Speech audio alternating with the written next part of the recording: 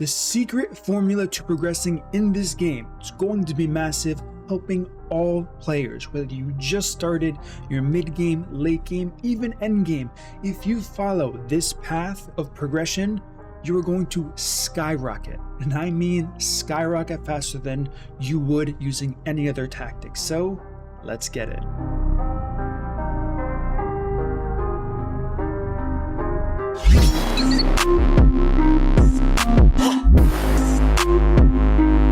What up, team? It is Rank, talking about Watcher of Realms, how you can progress the fastest. Now, I'm someone that I have two accounts. My first one, obviously, I am endgame. We'll just do a quick recap here, and I usually wait until I get to this point in the game before I make any type of general overview game, because it's important, right? If you're only early game, mid game, and I guess kind of late game, you can't really make the best starter progression beginner guide possible because you just don't know enough yet. But once you've gone through the entire game, as you can see for me, I've cleared everything there is available. I mean, not tied, of course, but it is what it is. And then I started a second account to make sure that I know exactly what I'm doing and it's going to work for that second account. Granted, I did get lucky, but the same principles are going to apply. So there's a lot to cover here, and I would be surprised by the end of this if you don't pick up at least 3 things that are going to help you wherever you are in your game's journey. So the first thing, we're going to talk about the Dwarven Association here. Every player needs to unlock this instantly. It's going to pay itself back for sure, but you need to unlock this instantly. And the second thing I want to talk about is always buy these insignias if they're being sold for gold. Now, why would you do that? Because everything in this game has a conversion ratio to another resource that's more relatable. So gold, yes, it's going to be a little bit short on this end for a lot of players, but we are getting a buff to gold income. But the point is going to be all of the gold items we see here, we can convert it straight to stamina. And this is really important. So for me, I still buy certain sets of mythic gear because I know that the probability of me getting an upgrade is going to cost way more energy than the amount of gold that I can spend. Granted, I spend money, so I have a ton of gold here, but even if you don't have a ton of gold, it's still going to be worth it if you break down a value comparison. So I buy this Guardian set, I need HP percent, defense percent at least on this item. I didn't get it, it's whatever, I sold it. I bought it for 40,000, selling it for 5,000, it's a net loss. The thing is, as soon as it becomes a win, I'm making up so much stamina in the long run. The next thing is you should never run out of food in this game, and you should always refresh the shop all the way until it costs 5 gems. So I believe it's twice for free, then it's like 500 gold, then 1,000 gold. So that's 4 refreshes, and the 5th one's going to cost gems. So we never touch that because gems, stamina are the best. So what I would recommend if you are early game to mid game, always buy every single green and common champion at least twice on 2 of your pages. If you buy on all 4 or however many refreshes until you get to gems every single day, you are going to overcap your champion storage. I found this out in my second free-to-play, which is why it was important to do that, and it's not going to be a good time. You're going to have days where you just don't buy anything. If you want to, you can only buy the minus 20% ones and just base it off of that, and you will save a lot of gold. The next thing for the guild shop, of course, buy the rare summoning, gold boost when you need it, arena, always buy huge stamina each and every single day, rare summoning, I wouldn't touch anything else unless you really, really need something, because the bottom rewards when you finally get to the platinum and overlord ranks are very, very worth it. And for the awakening shop, the legendary skill crystals, if you are at a point where you're feeding tons of epics, which it takes a while, like I'm not going to be there for a month and a half on my free-to-play account. So this is more of a kind of an advanced thing that I don't want to talk about too much, but you can pretty much see what I bought here. I would never buy the max promotion. I bought the soul because it's viable for my champion, legendary skill crystal, auto fights, XP bonus, ancient summoning, and that is it. So that is going to be the Dwarven Association shop. You need to do this all of the time. Second thing, this one's quite obvious, just add friends. as many random friends as you want here, so you're getting the free stamina daily. I don't have max friends for a separate reason, but that's not important or relevant to this video. Now, the next thing to talk about is what's the progression plan? This is going to be the key of the video, and this is what's going to help so many players. So this is the basic rundown of what you should do. You're going to go through the campaign until you get stuck. Once you get stuck, you have a set of options available to you. Option number 1 is upgrade gear. Never take gear when you're early game, mid game, or late game past plus 12. Why aren't you going past plus 12? Because if you look at the cost of upgrading gear to 16, it's going to cost double or triple the amount to go from 12 to 16 than it does from 1 to 12. So you always stop at 12 and leave it there no matter what. This may sound crazy to you, but you're going to understand why very quickly when we're breaking down this progression way. So once you've upgraded the gear, assuming you have gear, because of course it's hard to get, you're going to see who you can promote. Promotions give very strong base effects, either to skills, it updates your range, gives you additional base stats, so promotion is the second thing to do. The final thing, and this is the quite obvious one, you're going to invest experience or the XP potions into your heroes to increase their level. So you're going to keep repeating this process, upgrading gear to 12, promoting them, using XP to get them either 4 to 5 star or just to max level. If they're level 32, get them to 40, and then keep blasting through the campaign until you hit a wall. So what happens when you hit a wall and you've done all of your upgrades and you're out of all of your resources? This is where it's easy to fall into spending money. Now, I'm going to assume no one's spending any money for this tactic. If you are, this is what people would normally spend money. The first thing you want to do is you want to click on this magnifying glass and look at the monsters and the monster attributes for each and every stage. Make sure that you have 1 to 2 units to counter whatever you're facing. So first, uncommon destroyer, low magic resistance. What does that mean? I'm going to bring at least 1 mage or 1 hero that has magic damage. Next, white tower scholar, low defense, pretty high magic res. They have to be a physical damage dealer, whether it's going to be a fighter or a marksman. The third champion, low defense. Once again, I want to have an additional fighter or marksman. So we can clearly tell from this stage, I want more marksmen than I do mages, and this uncommon destroyer specifically has a ton of HP, ton of defense, and hits like a truck. So I need a way to CC this guy. I need a very tanky defense unit to be able to withstand the damage it's going to output, and I also need a healer. So these are things you need to always understand for wherever you are stuck in this game, because you're going to progress much further where other players are just going to get stuck, right? You don't want to get stuck ever. That's the key here. So once you've done that, you have to look at your hero pool. Granted, being on an end game account, I have a much higher hero pool than average, but ideally, and this is what I found personally, you want to be slowly investing in 3 fighters, 3 marksmen, and 3 mages. The power of 3. That worked out amazing for this account when I was progressing forward. It's working out amazing for my free-to-play account. I might be thinking, what if I don't have good, and I'm doing this on purpose, fighters, marksmen, or mages? Use whoever you have, because eventually there's going to be a use for it. Even these starting rares you get, they can be used for the fusion. They are part of the Volka storyline campaign where it's like upgrade Rex to 4-star, promote him, all of these things. So don't worry about investing in the early on rares that everyone gets, because it's not going to be wasted resources.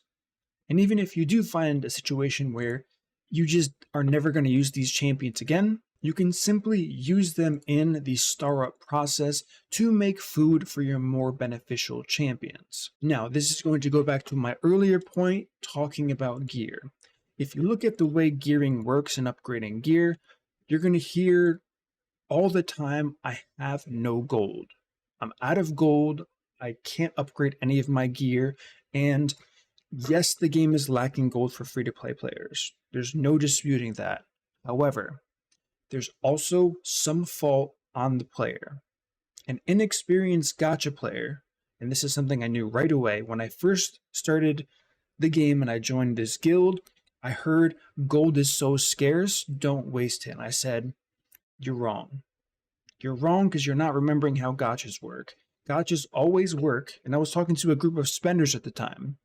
Gachas will always work where the further into the game you get, the harder it is to get an upgrade, which means the more gear you're selling. It's going to apply for every account whether you're spending or not spending. The only difference is going to be if you are a low spender or free to play completely, you have to be very, very picky on what you upgrade. You cannot get your first epic piece ever and just full upgrade it to plus 12 if it's the first one you get. And this is why. The answer is you probably don't need that upgrade.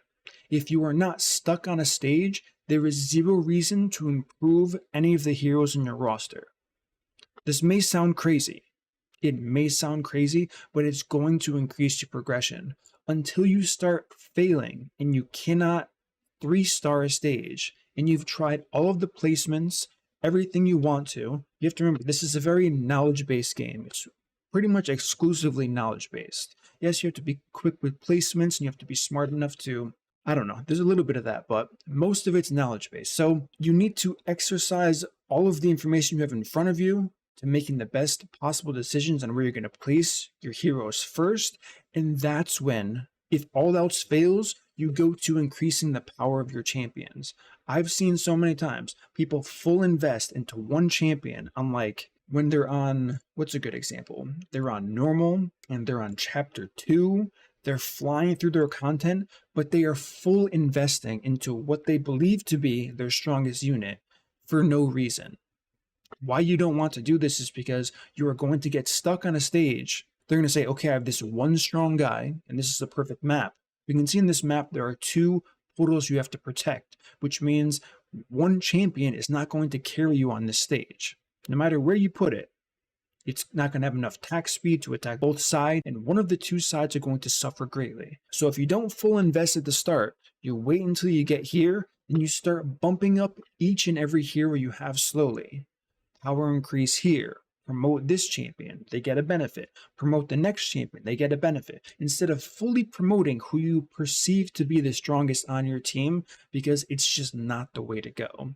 Now, if you get lucky and you get 2 like S-tier legendaries from the start, I don't have to explain to you that it's easy and it's safe for you to upgrade 2 of them if they are beneficial in their roles. AoE mage, single target marksman, it's clear. Silas and Vierna, the most OP duo in the game, is the easiest example I can give you for that. So with all of these things being said, that is going to be the key to your success to getting through the campaign. Don't fully invest in one hero, regardless of their rarity. Make sure it's spread even, because even if you upgrade someone to, I don't know, early game, you barely get past 5-star, you would never rush a 6-star. I mean, I guess you could, but there's really no point. Like I said, if you're not struggling, just don't upgrade anything. So the main focus is campaign. Once you get stuck in that campaign, you then head to your promotion raise. You start doing level 1, 2, 3, 4, getting those small first-time bonuses, which is going to give you a direct power spike. Do all of these because they are going to count for your storyline on the Volka quest line. When you get there, you'll already have it done. You'll just be able to instantly claim the reward, which is nice that they're retroactive that way. And then once you've done that, you can go ahead and click on the gear raid, start doing the stage 1, 2, 3, 4, picking up any pieces as you go along. And one thing that people look down on for some reason, and it's like they don't remember, on my free-to-play account, let me go back and find it again. I'm level 27. I have more than enough gold, like more than enough gold. And I have my pieces +8, +8, +4, +4, like I'm perfectly fine. I do believe I said +12 gears epic. I meant +8. You get what I'm saying here. But I fully upgraded this gear, and I'm buying gear from the market every single day if it's epic. No matter what. I don't even care what set it is. I'm just buying it because I know the value of the power increase from getting pretty decent stats is going to be invaluable to my progression here. So that's the first piece of advice I guess, first section piece of advice that I would give. The second is going to be, once you get stuck, you've done everything I've talked about and you still can't progress, that is the only time you go into XP raid. I see people jumping into the XP raid way too early, and they're sitting there, they're spending 500 energy, 600 energy, I mean stamina, 700, and they're saying, I'm only going one stage at a time by spending all of this stamina. That's because you're not following the formula. The formula is so important. You have to upgrade everything else first and then come to this last. Because think about it this way. When you're upgrading gear, you're upgrading attack percent, HP percent, whatever. And then the XP raid is going to be an exponential boost to those stats because you're increasing your base stats per level, and much more of it per level because now you have gear, promotions that are all stacking together. If you just head to XP raids and blow all of your energy there, you're missing out all of these additional sources of stats that aren't scaling with the XP and levels you're gaining on your heroes. So by making this one change, you're going to progress way further and way faster in this game. So now that we covered that, that's pretty much the baseline for anyone that's early mid game and kind of end game. The next thing goes gear raids. How do you approach gear raids? I can tell you right now, the best gear raid in the game is gear raid 3 and nothing else is close. The second best gear raid in the game is gear raid 1. And the worst gear raid to farm in the game is gear raid 2. Now this is also an issue because gear raid 2 is the easiest. The company obviously did this on purpose. So speaking of difficulty, gear raid 2 is the easiest, 3 is the second easiest, and gear raid 1 is pretty much the only gear check in the entire game that I'm aware of. Nightmare, Void Rift is commonly done before gear raid 121. You pretty much beat everything before you beat 121 unless you get insanely lucky with legendary heroes. So based on the stats available to you, I would do gear raid 3, gear raid 2, gear raid 1, and see where you can get the furthest in. Now, despite where I said what the best is and what the worst is, this is more for someone that's quickly approaching, let's just see what stage it is. I think is it 10? Yeah, so once you start getting to 10, 11, and 12, and 13, when you can start getting the drops of the mythic gear, which is red, this is where you're really going to want to pick gear raid 3, gear raid 2, and gear raid 1. Prior to all of this, it's safe to farm gear raid 2 if it really is that easy for you. So if you're getting 6, 7, 8, 9, gear raid 2 is perfectly fine to start developing epic gear sets for those, because as I mentioned in my gearing video, Guardian is strong, Fatality is strong,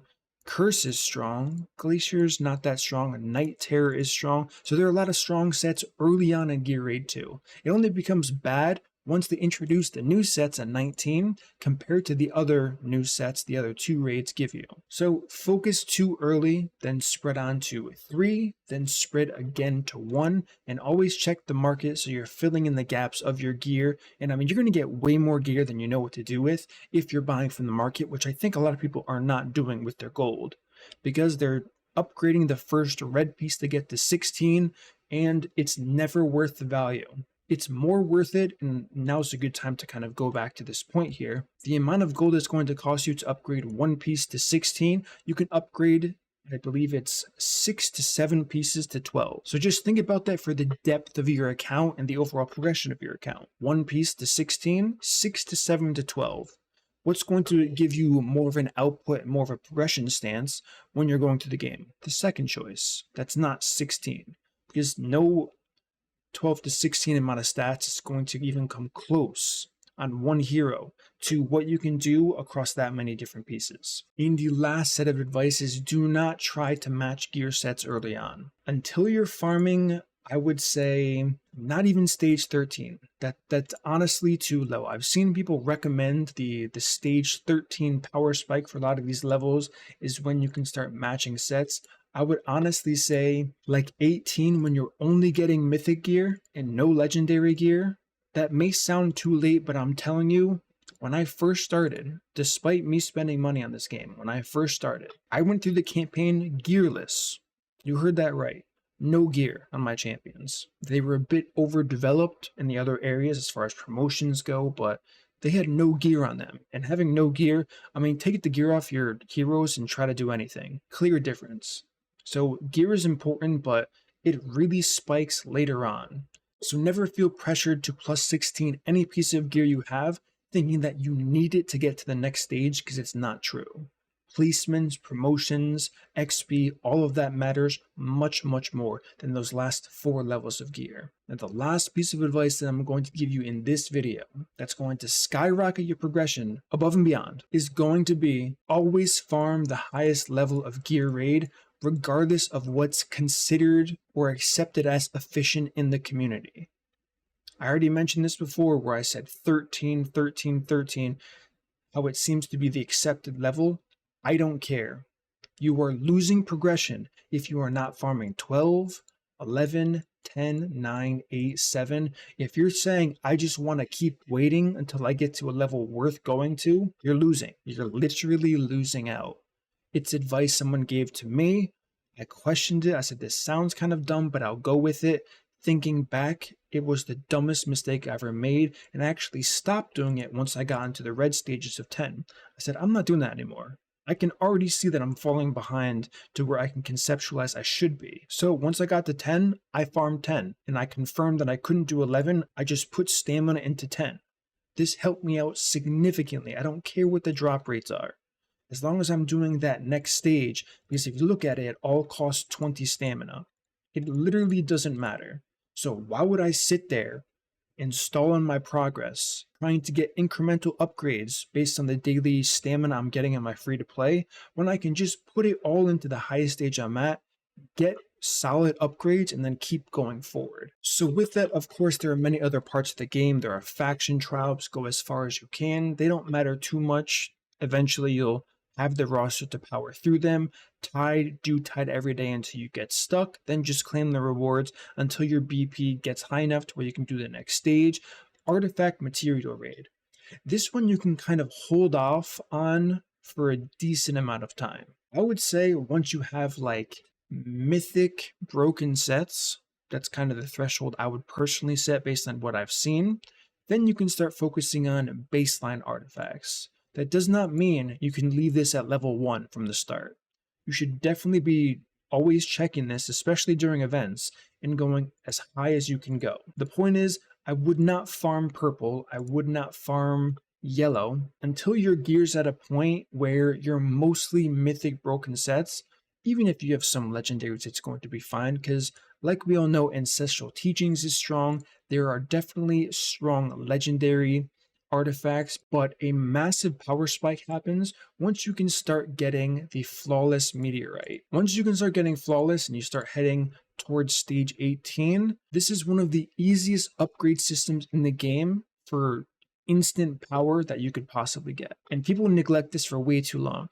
I see people with ancient gear, they're farming stage 19, but they only have level 1 artifacts. If you compare gear in like a power breakdown, getting your artifact from 1 to 3 is much bigger than going from a non-ancient to an ancient special gear set. Meaning, I always have to do this. I don't really know what to call these, but we're just going to call them special gear sets. Soulbond, Arcana, the stage 19 gear sets. That's probably the better word. So 1 to 3 in an artifact is going to significantly outweigh what you would get from a normal mythic piece to an ancient mythic piece. So you need to keep this in mind, because I see people, even in my guild and in many other top guilds, who are just neglecting their artifacts. And you have to realize that we can just go to one of my heroes here. Let's go to Silas. I know I have a max artifact here. 1,497 attack flat, so it's a baseline being multiplied by all of his gear, and 30% damage. 30% damage on a conditional multiplier that he's getting all the time if he's hitting the same target. This is massive. This only goes down 1% per upgrade. So of course 1% is really -3, 2% -6. You get the point. The upgrades are very strong early on, and they're not that expensive. It starts getting expensive at 3, 4, and 5. But getting the initial one and then the first and second upgrades is pretty reasonable if you allocate enough stamina at the right time for getting these artifacts. So with that, I've pretty much covered everything I need to. Arena, we don't have to talk about that because there's It's okay, but it's pretty easy to climb in and figure out on your own. There's not much skill involved, or usually players that have better heroes are going to win. It is what it is. Guild boss, do it every single day. The rewards are okay. They're not that great until you start getting into the higher nightmares, but you should be aiming for the best chest you can get every single day. And actually, I'm going to wait the 3 minutes to show you what my daily reset's like, so you can see a clear example of what I do in the black market pretty much every single day, and then every hour after that, even on an endgame account like this. Alright, so the dailies just reset. I'm going to claim our rewards here. Thank you for that. Miss me with this. Honorary Commander Pack, 400%, $15. I mean, technically this is a good value, but free to play. We don't need this. Dwarven Shop, this is what we're talking about here. So, what I'm going to do as someone that has, I guess, more silver than... Actually, you know what? I'm going to do it as if I were one of you guys. Let's consider... I'm not going to say everyone's free to play, but if you're free to play, this is what you're going to do. 20% off, 20% off. Insignia for sure. If you value multi-battles, you can buy it. If not, you don't need to. After that, free refresh. Yes, thank you. Going to buy the insignia for sure. These insignias are gems. We're not going to buy those. 20% off. Perfect. On to the next page. Nothing is good. Next, 25% off here. What do we got here? Nothing else on this page. Free refresh. Next, we have this. Stamina. Always going to buy it. Didn't mention this before, but you should probably keep at least 300 to 400 gems at all time. Okay, these guys are discounted, so we're going to buy them. Another stamina. Got lucky today. Thank you, thank you. 500 gold. Pay it. Pay it. I don't want to hear about your gold issues. Pay it. 20% off. I bought this one that wasn't discounted, but it's whatever. Rare summoning, 20% off. We take those. Insignia, always. Another... This is rigged. Moonton, you knew I was recording and you gave me good drops here. Everything else, not going to buy it. Refresh again for 500. Worth the gold. I'm going to say it every time. Buy the discounted guy for gold. It is what it is. Okay, nothing. The last refresh. What do we got here?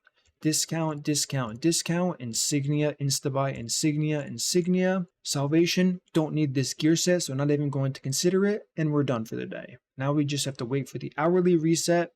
And we're set. And if you don't want to have to click the pop-up message every time you're buying something for gold, you can check this in the bottom left-hand corner. Do not remind me when purchasing with gold. If you want to be on the safer side, you can uncheck it or leave it unchecked by default. So if you do click on something, it says, "Are you sure?" It's like a safety button. This might be a good idea for some people in case you touch or click too quickly so you don't buy something you don't want to buy, because gold is not hard to come by if you're smart with your progression, but you can run out of it quite quickly, even though they are going to buff the rate soon. And then for guild shop, I mean, none of this actually reset today besides the stamina. Like I said, you're going to buy that for sure. Legendary skill powder. This isn't the important one. You want the skill crystals. Powder comes over time. Early on, you're going to feel like you're dry of all powder, but once you get to the end game, you're going to get to where I'm at, where I'm not going to 130 anytime soon, so I'm just going to hit this claim loose button, hit skip here, and 32 legendary dust today. Fine. Eventually, over time, it's going to be like you build these things over time, right? So that's going to conclude this video. Let me go ahead and claim the guild boss reward, see if I can get lucky while I'm live. The answer is no. Take a picture for our data tracking so we can do a cool video that I'm excited for eventually, where I'm going to post the drop rates of hundreds, if not thousands by then, of guild boss chests. We've been slowly calculating here. Now let's go Nightmare 3. What do we get? Epic again. Unlucky. Oh, what do we get? Not bad. I will take the Ancient for sure. Okay, so we did pretty well here. That's going to conclude this video. If you have any questions, anything I missed, anything you're confused about, leave a comment. I will answer. I will do my best to make sure I fill in any gaps that I didn't already cover here. I pretty much covered everything, I think at least, that you could be interested in knowing to skyrocket that progression. Didn't really talk about summons, but of course, if you're early game, summon all of the time.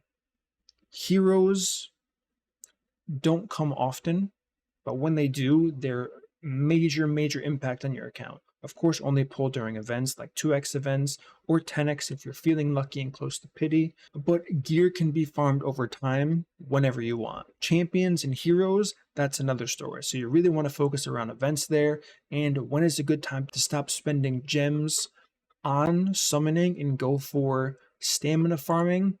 In my personal opinion, definitely not until you reach the major walls of the hard stage. I would say 8, 10, 8, 14 is when you can consider not using gems to just keep pulling more heroes. Before then, there is zero reason to be converting gems into stamina. Full send into 10 pulls all the time, build up a solid base roster, and then go from there. So this is a long video for sure. I get that, it's going to be a lot to digest. If you enjoyed this content, smash the like button, subscribe, hit the notification bell, and I will see you all in the next upload.